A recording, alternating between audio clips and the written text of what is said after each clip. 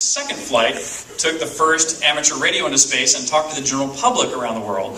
Previous to that, all communications from space were to their government. No one had ever spoken to the general public prior to my dad. And so I thought, well, I can't fly 25 years after his flight and not do that and not try to up the ante also. And so I also took a slow scan television device up with me so I could broadcast on ham radio and slow scan television. And so when I wasn't sending live pictures down, I started by sending things like, optical illusions, little test patterns. But my favorite were things like this. I sent pirate flag images down with a text overlay on them that said, Richard Garriott's mutiny on the ISS. And raised a few hackles at NASA while doing it. And then I did some commercial work for our own company. We did some promotion for games, did a piece with the Colbert Show, took a watch up for Seiko, actually delivered a package for DHL, as well as ran some student experiments for them as well. I work with educational groups. I'll ask you some of those kid questions at the end if we have time. Did a bunch more medical work for NASA, ESA, and the Korean Space Agency.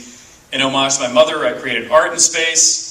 That is the explosive bolt that was removed that I just wanted to model with it because this was the thing that our life was depending on, was whether this was done correctly, and it fortunately worked. This is one of those malfunctions I was talking about. If you remember, there was a picture of astronaut Mike Fink in a red shirt floating over the galley table to get some water out of this device, as it turns out. That dispenses water, and so water tends to glob onto the nozzles on the front of it, which tends to, over time, also kind of get around the sides of it, which got over into the electronics behind it, and it's high voltage. It's got a boiler basically in it that heats water up to a temperature that will kill any bacteria. And so that thing shorted out. It started spewing steam into the ISS. All the wires started melting. It set off all the alarms. But all you do is you go over and you shut off the breakers. You unscrew it. You throw it in the trash, which was the last progress that was docked on board. And they fortunately had a spare, and so we just stuck a spare on, and it was basically a non-event after that. But sadly, after 12 days, it's time to go. And it's interesting that they actually rotated the entire ISS 90 degrees for the undocking process, which I can go into orbital mechanics as to why they do that if anybody's interested. Here's what it looks like, of course, once we undock. And we're going to discard that upper portion, that upper sphere is the habitation module where we live for 2 days. The middle section is the descent module where we're going to return to the Earth. We're going to eject the green periscope you see, and we're going to eject the entire back third, the instrument compartment as well. And then here we are, and I showed this little bit of video before, and I can show it again later if people are interested. I actually shot a videotape of the entire reentry, and it's the first ever recording of a reentry of a space capsule from the inside. And I guess no one's ever filmed from the outside, since again, it's kind of hard to keep the camera there. But I think it's interesting from that perspective. And we did have a couple more malfunctions. There was some smoke that came in the cabin, as well as this, we had this bottle dislodge, which caused me some trouble. Oops, hang on. There's the smoke. But eventually, that all went okay, and the canopy opened just fine, and here we are about to hit the ground, and, you hit the ground with about a 25 G impulse, so that, is a bone-jarring impact of a 6-ton vehicle striking straight down upon the Earth. It is, you're in a form-fitted seat that also has shock absorbers, so you actually feel fine. But the violence on the vehicle is just extraordinary to see. But in total, me and my dad talk about this a lot. He returned on an Apollo capsule. He's returned on the Soyuz, and he was there at this landing site actually when I landed on he landed on Apollo and shuttle. I landed on Soyuz, and so we've discussed this at length, and we both actually agree that this is actually the safest way to come back because you don't really care about the shell of that vehicle. You really care about the crew, and landing in a ballistic capsule is has a if everything powers off, it still orients mechanically on its own and would return quite safely. And by landing on the land, it means you can be right there to pick them up. You don't have to have a Navy to go drive around and find them, and there's no chance of them sinking and drowning in the ocean. So we think this is actually really the way to go. Here's my dad with me at the landing site. He was my dad, of course, helped me plan my whole flight. He was there at the tower when I launched. He ran my entire mission control team through my whole flight. So this was a really cool, father-son bonding time for the two of us. So it was a great joy to share that with him. So now I want to take you to part 2 of my chat here. I only have about 12 slides here. And I want to talk to you about seeing the Earth from space, because as joyful as it was to float around in space, which is great fun and I highly recommend it, seeing the Earth from space is profoundly life-changing. And this is something my dad clearly knew, and helped me schedule a lot of my work to be at the window doing things like that photography work that we did.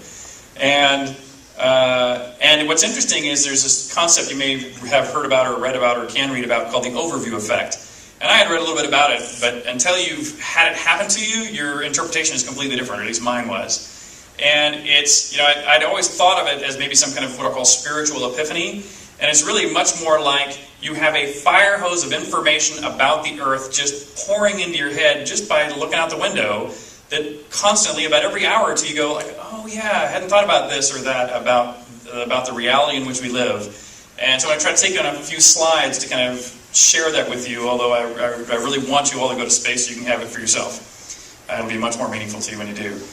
For example, when we first look back at the Earth, of course it's beautiful, of course it's big, but as soon as you see an area that you know, like for me it was Houston, Austin, Dallas, areas I've driven in my college era very thoroughly, the Gulf Coast, I know that distance very well. And then as soon as I can see that and the rest of the Earth, you go, oh, I now know the true scale of the Earth by direct observation. And you go, and it's just not that big. Then you add to it the how thin the atmosphere is. And when you look at, you're going 17,000 miles an hour, you see a sunrise or a sunset every 45 minutes. And when you look at the edge of at the atmosphere, you can see that 10 or 20 times higher than the clouds, the atmosphere becomes so thin it no longer refracts light, which means it's basically non-existent. And you add that up on this already incredibly small planet, you just go, wow, there's just not that much air. And especially when you see things like, I would see a forest fire somewhere filling a state with smoke or more, and you go like, well, it's not very much of a stretch to go that the stuff coming out of our tailpipes and smokestacks would fill this volume of air quite easily. And so you kind of just get this empirical knowledge about that, or impression about that. Interestingly, when you look straight down at the Earth, though, you actually feel quite intimately close. I mean, this is just looking straight down at the clouds, and you can see the airplane contrails in the clouds and stuff like this. It really doesn't look that different than looking out the window of an airplane. I mean, you're farther away, you're 10 times higher, but so you see 10 times as much, but it's a view, it's a style of view that looks quite familiar. You feel very intimate with the surface of the Earth, especially when you look down at places like here going over right here, San Francisco. So there's Golden Gate Bridge, there's Alcatraz, there's Oakland Bay Bridge. Here's this ship, coming in the bay, and you can see its wakes behind it trivially. And so you just look at these views, and it's just stunning how, you can see parks and main highways, and relatively big buildings are pretty easy to see. And the only thing you got to do is look quick, because don't forget you're traveling 17,000 miles an hour. You go all the way across the entire United States in about 5 minutes. So, if you're not looking now at that exact moment, you're not going to see it. In fact, I missed one radio call because it was like 1 minute late. Too late, you have to be there right on time. And then as you observe from this kind of lofty position, you begin to kind of understand how some of the large-scale systems of the Earth work. For example, out over the Pacific, there is this is really wide-angle lens I'm using in this picture. So this is thousands of miles across. There is this front formed over the Pacific that could really only form over the Pacific because it's such a laminar, constant temperature, constant humidity environment. Whereas over the Atlantic, you get much more chaotic kinds of weather systems. In fact, here is a hurricane that I managed to be lucky enough to catch as we're traveling across the Atlantic. And when you look down and see the ground, which the first ground you see a lot of is deserts because they're the ones that are not covered with clouds, you begin to see how the geomorphology of the Earth works. And so you see big areas of fault lines, and you can see how the tectonic plates have been moving and grinding against each other. It's a much better angle to see it from, or vantage point to see it from, than the Earth. You can see the results of all this eons of water erosion and wind erosion.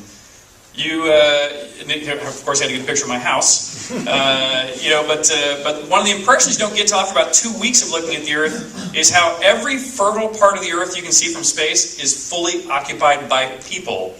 There was no giant wilderness left on the Earth that I ever saw from space. I mean, there might be some in northern Canada that we don't orbit over, but relatively speaking, there's nothing left. I mean, there really is none. And it was really stunning to realize that every fertile part of the Earth is either a farm or a city. And in fact, even in those places that weren't so easy to build on, like up in these alpine areas, you can still see roads and dams, and the signs of humanity are very clear. Even in the deserts, not only terraforming a lot of the deserts, like there's the Palm Islands in Dubai, but every desert I ever went over was crisscrossed with roads. Very commonly, not only in the American deserts, but all over Africa and Asia. Everywhere there was, what I'll call a dried up riverbed that probably had groundwater deep underneath it. They were pumping to the surface to grow these giant industrial-sized farms. And this was true globally. Even in what it might think was the most remote parts of the world, like the Amazon. 35 years ago, my dad told me stories that every time he overflew the Amazon on Skylab, he would look down and see fires burning all across the fertile belts of the Amazon. And guess what? So did I. And in fact, I had forgotten those stories until I looked out the window and saw it. And every time I went over the Amazon, the entire country, coast to coast, is on fire. And the same thing's true, by the way, in the fertile band across Africa. All fires, all the time. And those were the kind of things that I think were really the most impactful, to just kind of really just see what humanity is doing so consistently at the surface of the planet. And all those things I've just described to you are very subjective. They're just the impression you have by looking. That doesn't mean it's true. But what it does do is it makes you come home and want to do the research to see what's the data say. And in the same 35 years, we've developed a great satellite network to go and extract some of the same data. And guess what? The data shows that the subjective opinion is just about right on. And for example, one kind of simple piece of extraction of that is that humanity is now consuming about the rate of natural productivity of the surface of the Earth from a vegetation standpoint. And so what that means is that, as population increases, we're going to have to, it will be required, it'll be imperative that we find ways to increase the productivity of the surface of the Earth through agriculture and other things. And that eventually is going to mean, not only, of course, we have to enhance crops, but it means eventually we're going to run out of fresh water in not too long. We'll have to start desalinating. If we ever have to start desalinating, the amount of energy that will be required for that will go up enormously. Energy is, of course, the number one problem.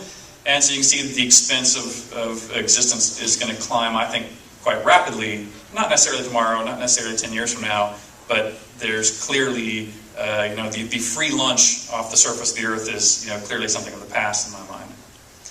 And so that really inspired, I think anybody that goes to space will be much more of an environmentalist than they were previously, although I was already one beforehand. But if you look at my lifestyle at home, it was not particularly environmental. I mean, I claimed to be an environmentalist, but I used more electricity than anybody that I've known. I had a fleet of gas-guzzling SUVs and sports cars. My house was not energy efficient in any way you would consider at all.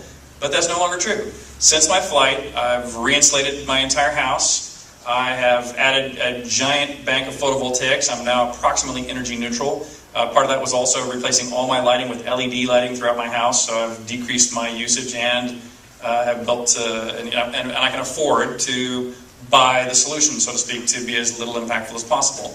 And I realize that's not practical for the vast majority of people yet. But I thought that it would be, since I can afford to be, I think it would have felt inappropriate not to be one of the people who was, helping to be part of the solution versus part of the problem. Okay, so now on to